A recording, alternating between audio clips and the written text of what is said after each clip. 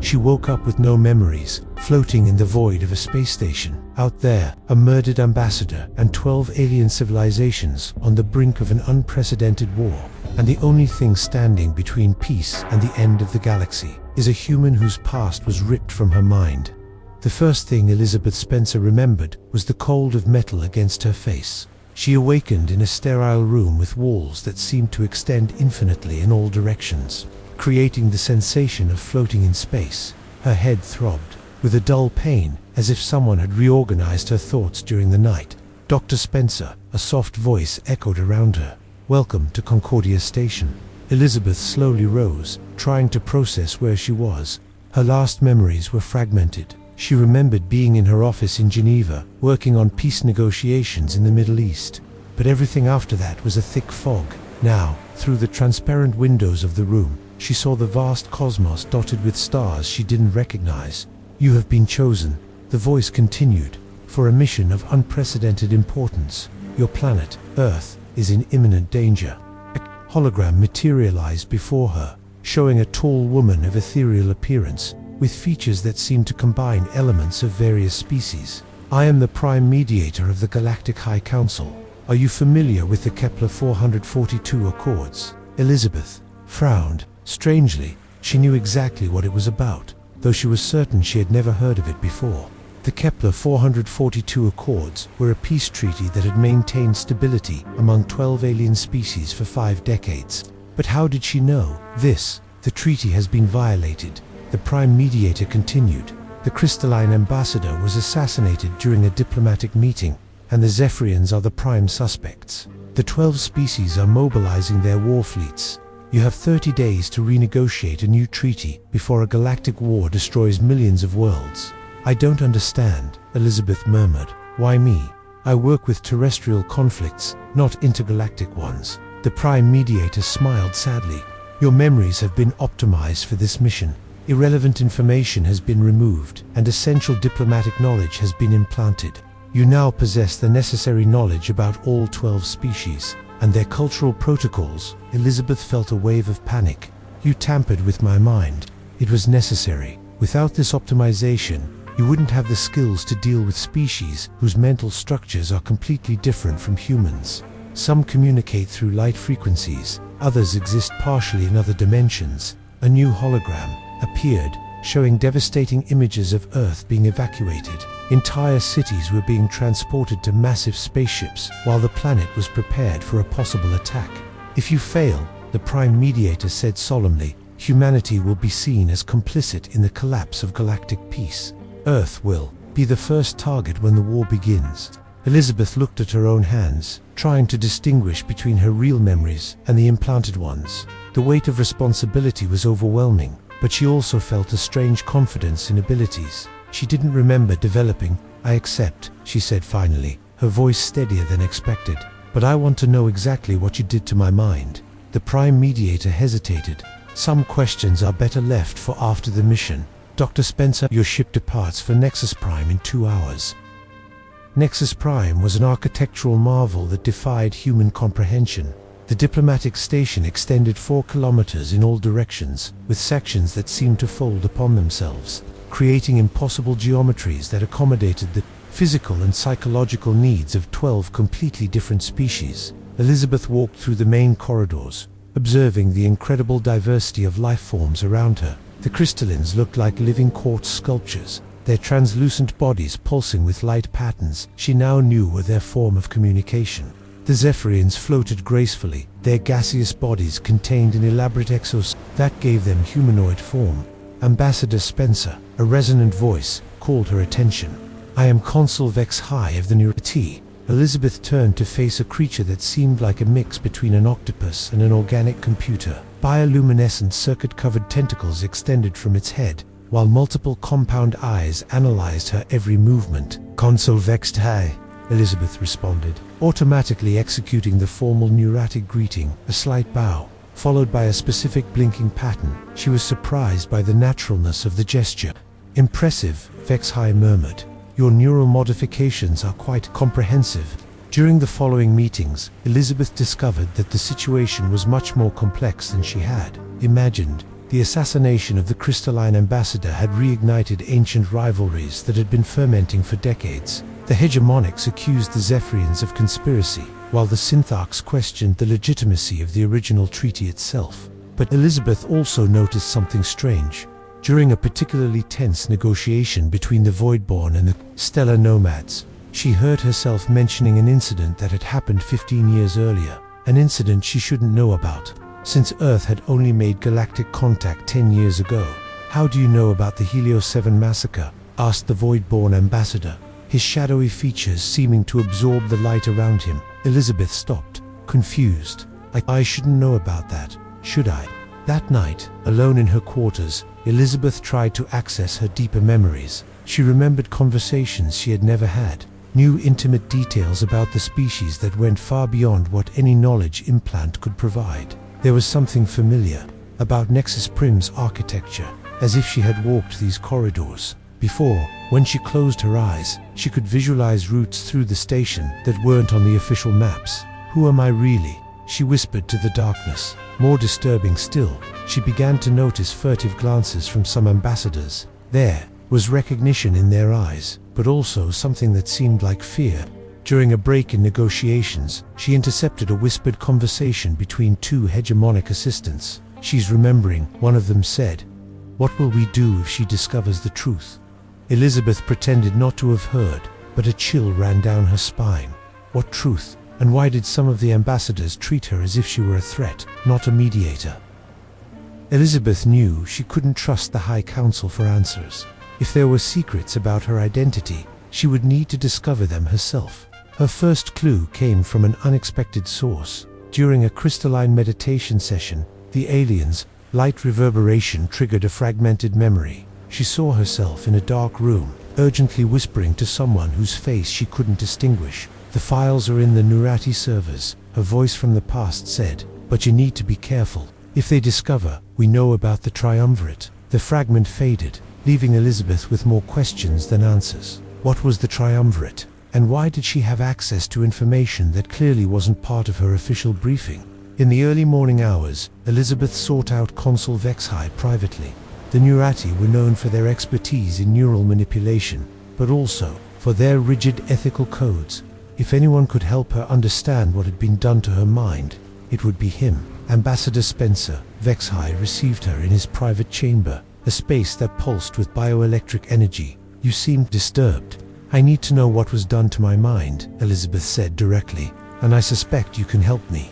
Vexhai tentacles contracted, a sign of tension among the Nurati. "This is a dangerous request. Examining unauthorized neural modifications can have severe consequences, more severe than a galactic war." Vexhai hesitated, then activated listening block devices around the room. "Very well, but you must be prepared for what we might discover." The process was uncomfortable. Elizabeth felt Vexhai's specialized tentacles gently connect to her skull, while electrical impulses mapped the modified neural patterns in her mind. What he found caused all his eyes to widen simultaneously. "Impossible," he murmured. "This isn't a simple knowledge optimization. Your mind contains deep suppressions, layers of sealed memories with security codes I've never seen before. Can you remove them, partially? But the process will be painful, and I can't guarantee there won't be permanent damage."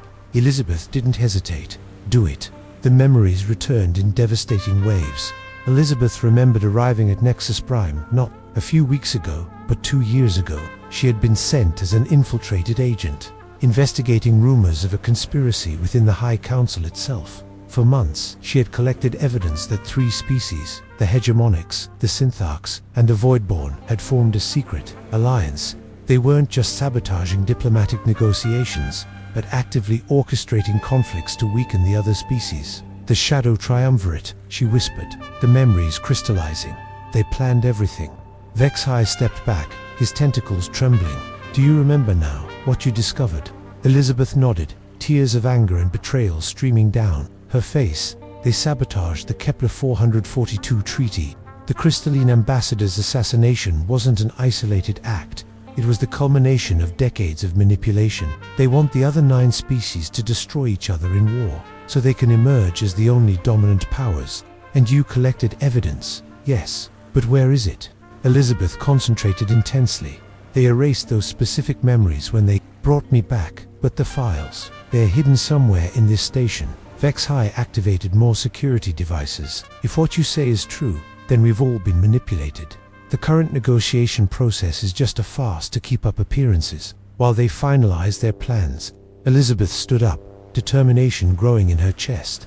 Then I need to find that evidence, and I need to do it without the Triumvirate suspecting I've recovered my memories. This will be extremely dangerous, Vex-High warned her. If they discover, then the war will be inevitable, and trillions of lives will be lost. I can't allow that. Elizabeth spent the next 3 days living a dangerous double life. During the day, she continued the diplomatic negotiations, pretending to be the naive ambassador everyone believed her to be.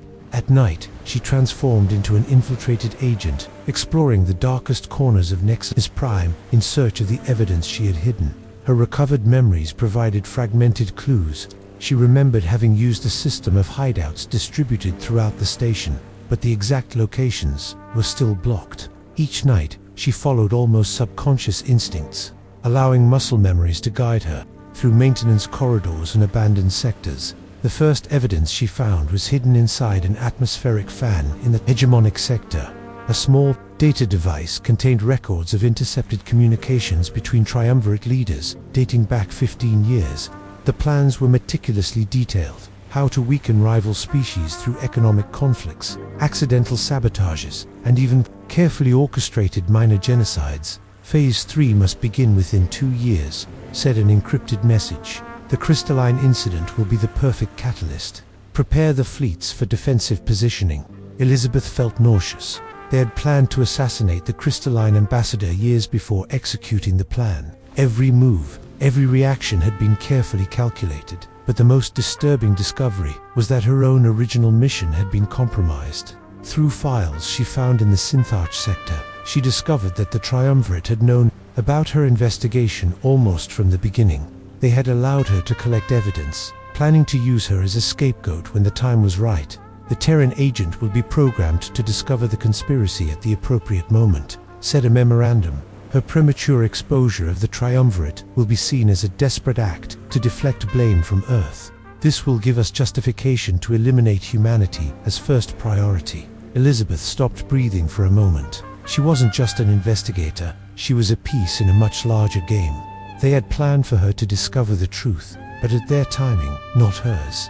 On the 4th day, while recovering files from the Voidborn sector, Elizabeth was almost discovered by a security patrol. She hid in an alcove, watching 3 Voidborn guards converse in their shadowy language. "The human is becoming problematic," one of them said. "She's asking questions she shouldn't be asking." "Patience," replied another. "Soon she discovered exactly what we want her to discover. Then we can proceed with elimination." Elizabeth waited until they moved away, then ran back to her quarters. She had only a few days before the Triumvirate activated their final trap. Worse still, she realized that some of the ambassadors she considered allies were also part of the conspiracy. The stellar nomad ambassador, who had been particularly helpful during negotiations, had been present at several conspiratorial meetings. Even some members of the High Council were compromised. Elizabeth needed real allies, but she didn't know who she could trust. Consul Vex-High seemed genuine, but even the Nurati had internal factions. The Crystallines were known for their honesty, but they were also extremely legalistic. They might insist on following official protocols, even if it meant falling into the Triumvirate's trap. That night, Elizabeth made a risky decision. She sent coded messages to ambassadors of species she was certain weren't involved in the conspiracy. The Aquarius, the Photonic Collective, and the Essence Weavers. If she was right, these 3 species were the Triumvirate's next targets. The response came faster than expected. The Aquarian ambassador Tidalsong met her in a neutral chapel on the station. "Your suspicions are correct," Tidalsong said, his fluid forms undulating with agitation. "My species has observed suspicious movements of hegemonic fleets near our territories. We are ready to hear what you've discovered." Elizabeth realized it was time to put all her cards on the table, but she also knew that by doing so, she would be signing her own death warrant. Elizabeth knew she had a single chance to expose the conspiracy before the Triumvirate executed their final trap. She devised a risky plan, during the final diplomatic session, which would be broadcast live to all 12 species, she would reveal everything publicly. "Are you sure about this?" asked Tidal Song during a secret meeting with the loyal ambassadors. "Once you make this accusation, there will be no going back."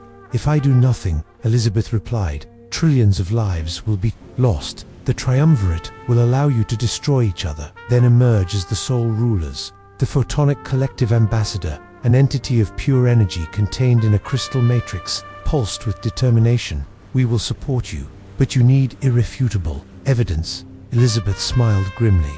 "I have exactly that." On the day of the final session, Elizabeth entered the great diplomatic chamber with her heart pounding. The room was an architectural marvel, with specialized sectors for each species, all converging on a central podium where she would position herself. She began her speech normally, presenting a summary of the negotiations and proposing solutions to the apparent conflicts, but then, at the crucial moment, she changed course.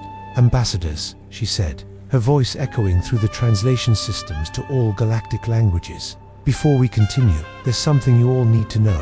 You are being manipulated." A deadly silence fell over the room. Elizabeth saw the hegemonic ambassador stiffen, while the Syntharch representative discreetly activated a communication device. 2 years ago, Elizabeth continued, "I was sent to this station as an infiltrated agent to investigate rumors of a conspiracy. What I discovered was far worse than we imagined." She activated a holographic projector, displaying the intercepted communications. The messages revealed decades of manipulation, sabotage, and genocidal planning. "The Shadow Triumvirate," she announced, "composed of the hegemonics, Syntharchs, and Voidborn, has orchestrated galactic conflicts for 50 years. The crystalline ambassador's assassination was just the latest step in a plan to eliminate all other species." Chaos erupted in the room. Some ambassadors stood in protest, others demanded more evidence. But Elizabeth was prepared for this. "You want proof?" she shouted above the tumult. "Here are the Triumvirate's war plans, showing how they intended to position themselves as neutral mediators while you destroyed each other." The evidence was devastating. War simulations that predicted exactly the current scenario, priority target lists for elimination, and even records of payments to assassins. But the Triumvirate didn't stand idle. The hegemonic ambassador stood up, his voice cutting through the air like a blade. "These are desperate fabrications from a species that knows it will be held accountable for breaking galactic peace. Earth is trying to divide us with lies." Part of the audience began to nod in agreement. Elizabeth realized her credibility was being questioned. She needed something more. "If these are lies," she challenged, "then why have you already mobilized your war fleets in defensive formation, exactly as described in the plans I just showed?" The hegemonic ambassador hesitated for a fraction of a second, enough time for Tidal Song to speak. "She's right," the Aquarian announced. "Our monitoring stations have confirmed coordinated movements of hegemonic Syntharch and Voidborn fleets. They're not preparing for war, they're preparing to emerge as victors." At that moment, Elizabeth realized that infiltrated agents were moving in the shadows of the chamber. The Triumvirate had decided it was time to eliminate her physically. "Watch out," she shouted when she saw a Voidborn assassin materializing behind the substitute crystalline ambassador. What followed was chaotic battle within the diplomatic chamber itself. Loyal agents from various species clashed with Triumvirate assassins, while Elizabeth ran desperately to reach the station's central archives. She knew she had only one chance. If she could access the High Council's sealed records, she could transmit even more damning evidence to the entire galaxy. But to do that, she would need to survive long enough to get there. Elizabeth ran through Nexus Prime's corridors with the sound of battle echoing behind her. Tidal Song and 2 crystalline guards flanked her, defending against Voidborn assassins who materialized from the shadows. Access to the central archives was in the station's core, protected by security systems that would normally take days to hack. "How do you plan to get in?" asked Tidal Song, his fluid forms contorting as he fired super-compressed water projectiles at an attacker. Elizabeth smiled. "With determination, I already have access. My original memories include security codes I collected 2 years ago." The station's core was a gigantic spherical chamber, with the High Council's central server floating in the center like an artificial star. Elizabeth connected to the system, her fingers flying over the holographic controls. "They're coming." alerted one of the crystalline guards. Through the transparent walls, they could see shadowy figures approaching. "Just a few more seconds," Elizabeth murmured, accessing deeper and deeper layers of the archives. Finally, she found what she was looking for. 50 years of internal triumvirate communications, including recordings of meetings where they openly discussed the genocide of entire species. "I have it," she whispered. "I have everything." She initiated a mass transmission to all 12 species simultaneously. The evidence was irrefutable, not just war plans, but detailed records of minor genocides already executed, lists of species marked for extinction, and even discussions about how to divide the galaxy among the 3 remaining powers. The reaction was immediate. Through open communications, Elizabeth could hear Warfleet commanders from the 9 betrayed species cancelling their attack orders and redirecting their weapons to triumvirate territories. But the conspiratorial leaders attempted one last desperate move. The hegemonic ambassador activated an emergency device hidden in the station's very core. "If we cannot rule," his voice echoed through the communication systems, "then we will destroy everything. Nexus Prime will be obliterated, along with all evidence and witnesses." Elizabeth saw with horror that an ancient weapon was being activated, a device that would collapse the station's core into an artificial black hole. Everyone on the station would die, and with them, the evidence that could guarantee galactic peace. "There's a way to stop this," she told Titlesong, "but it will require me to sacrifice the neural modifications that gave me extraordinary diplomatic abilities." The weapons system was connected to the same neural network that had been used to modify her mind. To deactivate it, she would need to use her own neural connections as a conduit, but the feedback would permanently destroy the implanted enhancements. "Do it," Titlesong said, without hesitation. "Some things are more important than individual abilities." Elizabeth plunged her hands into the neural interfaces. Excruciating pain shot through her skull as she channeled her own mental energy to overload the weapons system. She felt her implanted memories being burned away, her supernatural diplomatic abilities disappearing like smoke. But it worked. The weapon was deactivated, and Nexus Prime was saved. In the days that followed, the Triumvirate was tried before a galactic tribunal. The evidence collected by Elizabeth was so comprehensive that there was no way to deny their guilt. The conspiratorial leaders were exiled to a prison dimension. Their species were placed under galactic supervision, and a new, more transparent system of government was established. Elizabeth returned to Earth as a hero, but she barely remembered the details of her deeds. Without the neural modifications, she had lost the ability to communicate fluently with alien species, and much of her specialized knowledge had disappeared. But 6 months later, she received an unexpected visit. Titlesong, now promoted to chief mediator of the new Galactic Council, arrived on Earth with a proposal. "We want you to lead the new intergalactic diplomatic organization," he said. "This time, without modifications, without manipulatories, just you, being exactly who you are." Elizabeth smiled, looking through her apartment window at the starry sky. She could see the lights of human space stations now orbiting Earth, and she knew that ships from 12 different species were working together to build a better future. "I accept," she said. "But this time, we'll do things the right way." The galactic war had been avoided, not through manipulation or superabilities, but through courage, truth, and genuine cooperation. Elizabeth Spencer had saved the galaxy by being exactly who she was, a human diplomat, determined to make a difference, and that was just the beginning of a new era of galactic peace, built on foundations of mutual trust and total transparency.